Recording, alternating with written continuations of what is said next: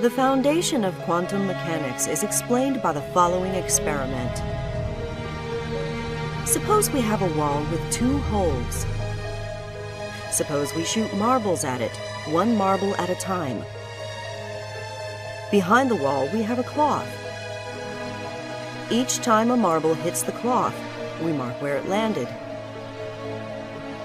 As marbles hit the cloth in the same spot more than once, we mark the red mark darker.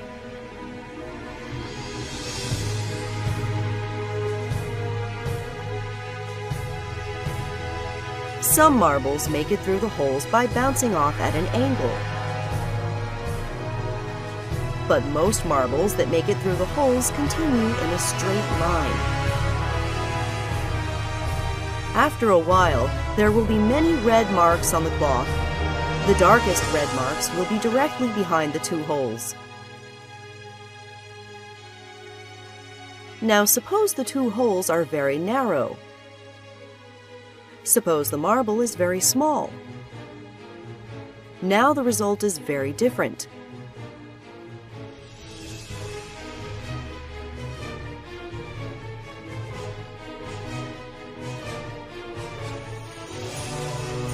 A striped pattern is produced. The marbles never hit the cloth in the areas between the stripes. All particles in the universe produce this striped pattern, provided that both they and the holes are small enough. No matter how many times we repeat this experiment, and no matter what type of object we use to replace the marbles, the result is always the same. Only one known phenomena can explain this result. Waves. When a wave passes through a hole, it spreads out on the other side.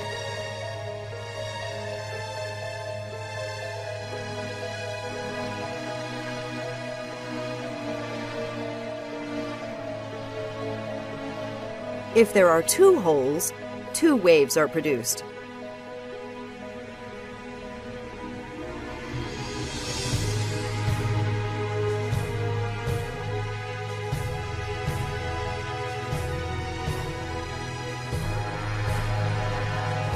When you have two waves, they interact with one another.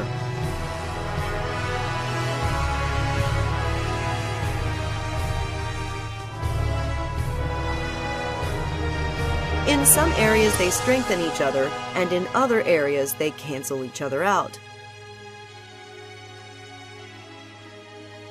This creates a striped pattern.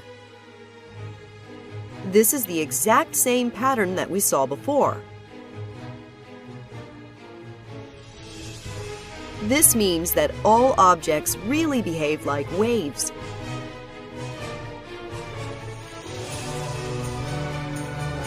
But if all objects behave like waves, then why don't we see a striped pattern for the large marbles?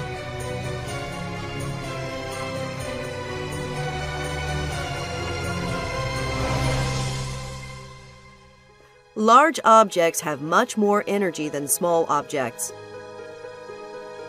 Waves have more energy by having a higher frequency.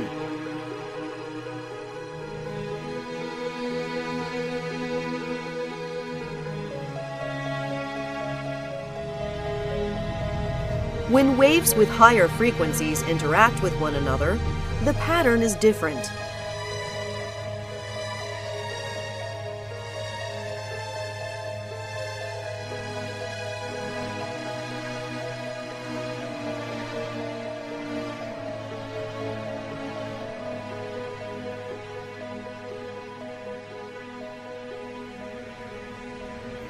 Large objects have more energy, and they therefore behave like high-frequency waves.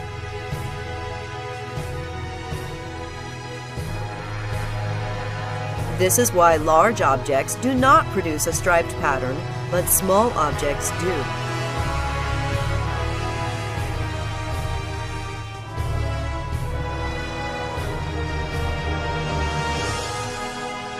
But there's still a problem. For a wave to produce a striped pattern, each wave must simultaneously pass through both holes, so that there will be two new waves that interact with one another.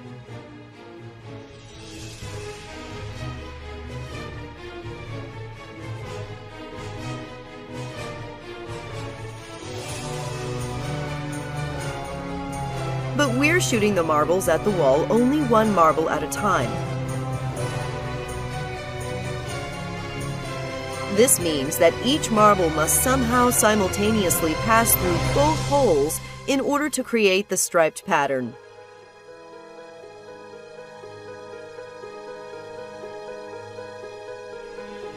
Let's see if this is what actually happens by blocking one of the holes. The striped pattern disappears.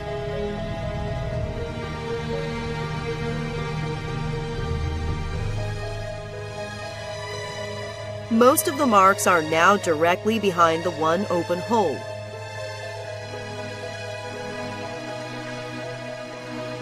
Now let's block the other hole instead.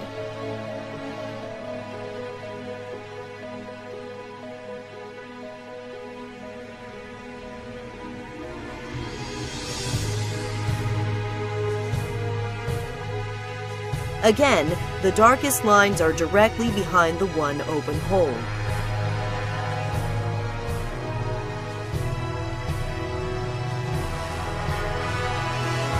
But if we unblock both holes, the striped pattern returns.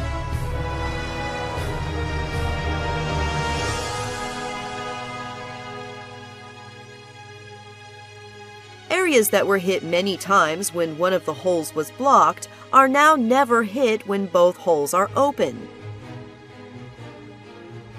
This means that each marble really does have to simultaneously pass through both holes to produce a striped pattern. Let's test this by putting a detector in front of each hole.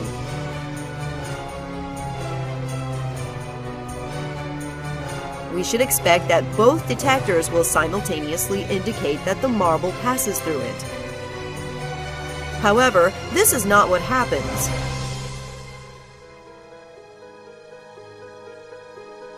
Each marble only passes through one detector or the other, but never both. Also, once we place detectors in front of the holes, the striped pattern disappears. Now the darkest lines are directly behind the two holes, just as when we blocked one hole at a time. Let's try putting a detector in front of only one of the two holes. It turns out that having even just one detector has the same effect as having two detectors and causes the stripe pattern to disappear. Any attempt to discover which of the two holes the marble passes through forces the marble to pass through one hole or the other, and not both.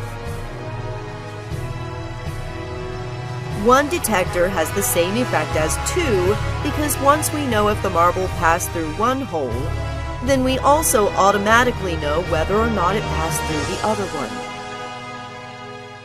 A marble goes through both holes only when we are not trying to find out which hole it went through. But when we do try to find out, the marble goes through only one hole or the other.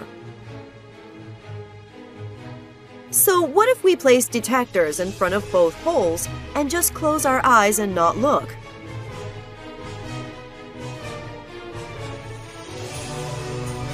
We don't know for sure what is happening when we are not looking, but we do know what the mathematics describing the waves tells us. When waves pass through a detector, the waves are altered so that they can no longer interact with one another.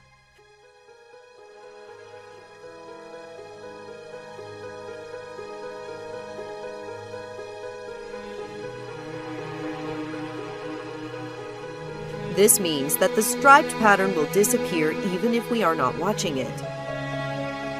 The detectors will cause this to happen on their own.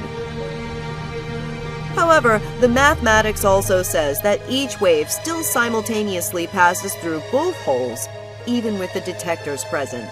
But when we open our eyes and look, we always see the detector indicating that the marble passed through only one hole or the other, and never both. Each wave still simultaneously passes through both holes, even with the detectors present. But when we open our eyes and look, we always see the detector indicating that the marble passed through only one hole or the other, and never both. This means that the marble must be more than just a wave. The wave only describes the probability of where we will see the marble when we look at it.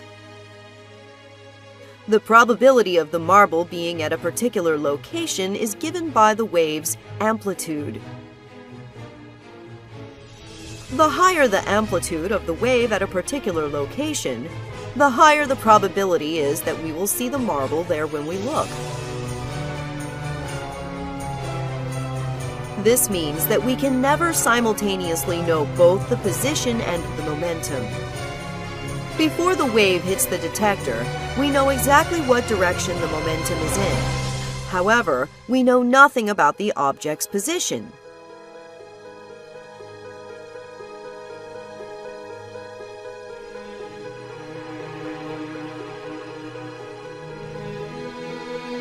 Immediately after we see the marble hit the detector, we know exactly where its position is, but now we know nothing about the direction of the momentum. Not only are we not able to simultaneously measure the position and momentum of an object, the object does not even have a specific position or momentum until we observe it. If the marble always had a specific position, then the marble would not be able to go through both holes simultaneously, which is necessary to produce the striped pattern. But if all objects are just a wave of probability until we observe them, then this means that the detectors and all the objects the marbles interact with are just a wave of probability too. Suppose we place an object behind each of the two holes. The marble will knock down one of the two objects, depending on which hole it passes through.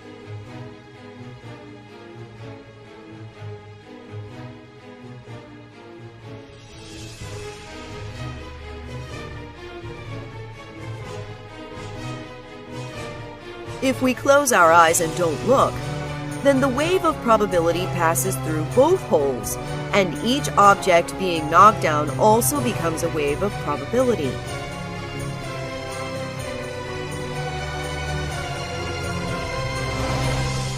Just as each marble simultaneously passes through both holes, each object is now simultaneously both standing up and knocked down. No matter how long we wait after the marbles have hit the objects, each object will continue to have a probability of still being in the standing position. And each object will also continue to have a probability of being in the knocked down position. According to the mathematics describing the probability waves, neither outcome is certain. It's only when we open our eyes and look that we see only one outcome or the other.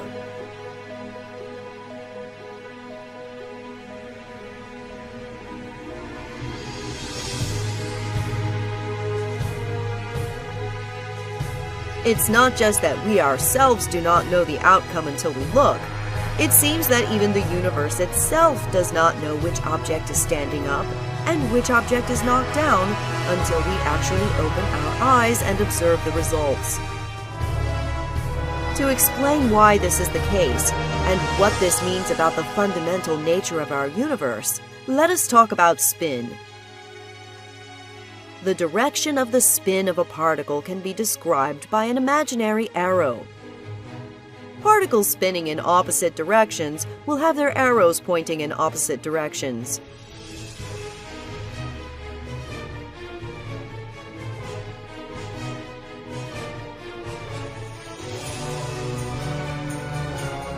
particles are too small to see the spin directly with our eyes,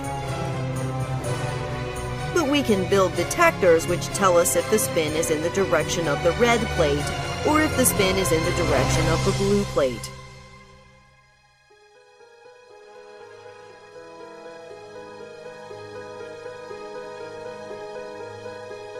Suppose we think that we already know the spin of a particle ahead of time, because we have measured it previously and we line up the detector with this direction. The detector will always give us the same result we measured previously. But if the spin we measured previously is not in the same direction as the detector, then the act of measuring the spin ends up changing it.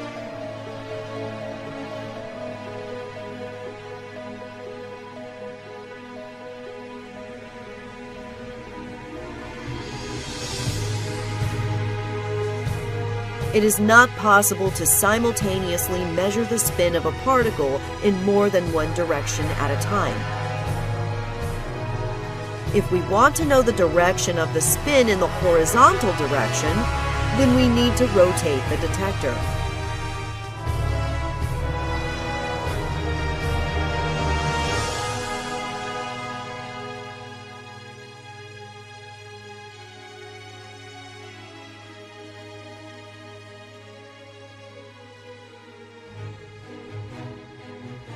But why does this mean that the universe does not know what an object is doing until we observe it?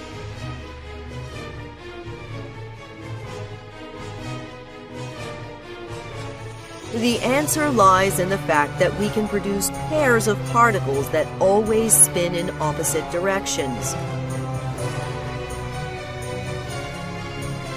If the two detectors are aligned in the same direction, then when the spin of one particle is measured to be towards the red plate, the spin of its partner is always measured to be towards the blue plate.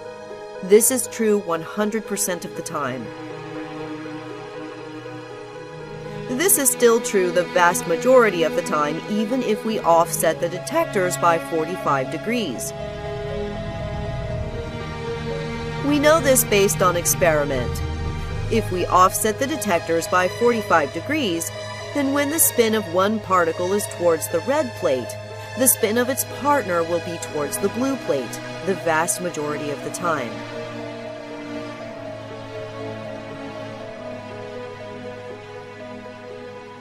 Suppose the two detectors are perfectly aligned with each other, and they are both in the diagonal position. Does the universe know ahead of time that the first particle will be measured to be towards the red plate, and that the spin of the second particle will therefore be towards the blue plate?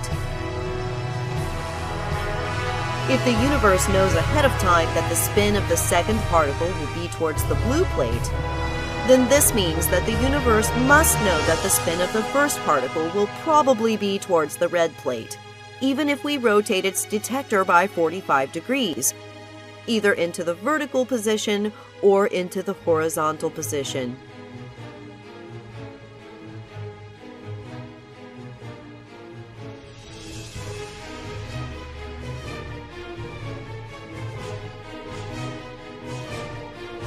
Therefore, if the universe knows the results in the diagonal observation ahead of time, then the universe would also know that if one detector will be rotated into the vertical position, and the other detector will be rotated into the horizontal position, the two particles will still probably be spinning in opposite directions.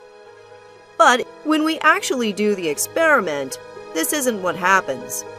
When the two detectors are offset by 90 degrees, there is no correlation between the measured spins of the two particles.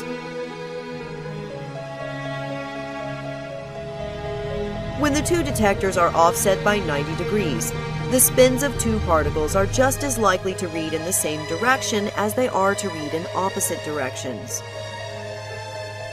Therefore, if we start out by assuming that the universe knows ahead of time what the measurements will be, this leads to a contradiction. Assuming that the universe knows the answers ahead of time implies that most of the time, the measured vertical spin of one particle must be in the opposite direction of the measured horizontal spin of the second particle. But we know that this is not the case. The apparent implication is that the universe cannot know ahead of time what the measurement of the spin will be, and the universe makes up its mind only when the spin is actually observed. The apparent implication is also that when the spin of one particle is measured, it sends an instantaneous message to its partner to spin in the opposite direction. If each particle makes up its mind about what direction it's spinning only when it's observed, then we need this instantaneous message from one particle to the other in order to guarantee that the two particles will always decide to spin in opposite directions when the detectors are aligned.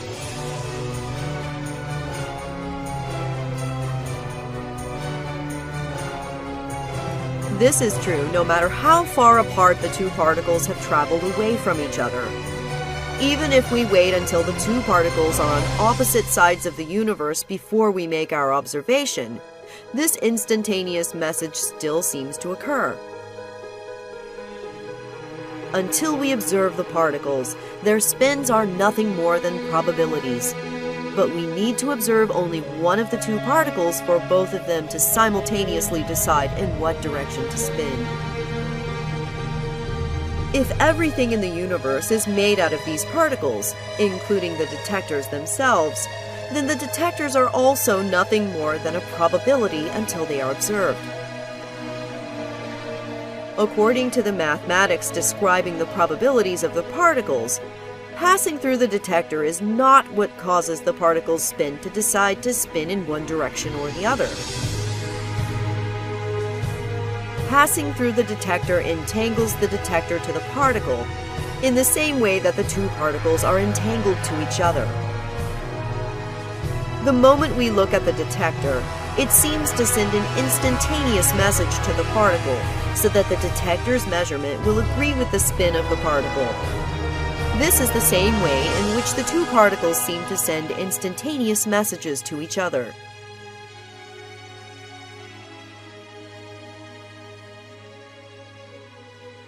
There are many possible explanations as to what's actually happening and how to interpret these results, and this is a matter of considerable debate. But if we really do have these types of instantaneous messages, which are faster even than the speed of light, then this creates an interesting situation with Einstein's theory of relativity. According to Einstein's theory of relativity, different observers will disagree about which of two events happened first, and no observer is more correct than any other.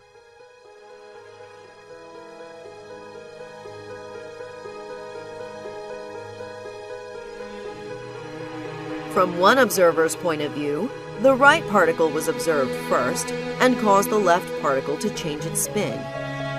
From another observer's point of view, the left particle was observed first and caused the right particle to change its spin.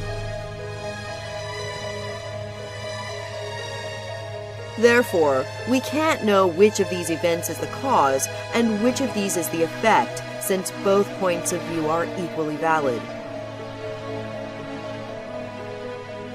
In fact, according to quantum mechanics, we can't even know which particle is which. Suppose we have two particles in a container. Each particle does not have its own separate probability wave. There is only one probability wave, which describes the probability of measuring the two particles in every possible combination of positions. The probability that particle 1 will be in one position and that particle 2 will be in another position is exactly equal to the probability that the two particles will be in the swapped positions. Therefore, we cannot know if a particle we're observing is the same particle we measured earlier. If we think of our container as the entire universe, then this would imply that the universe consists of just one probability wave, governing the probability of all the particles in existence.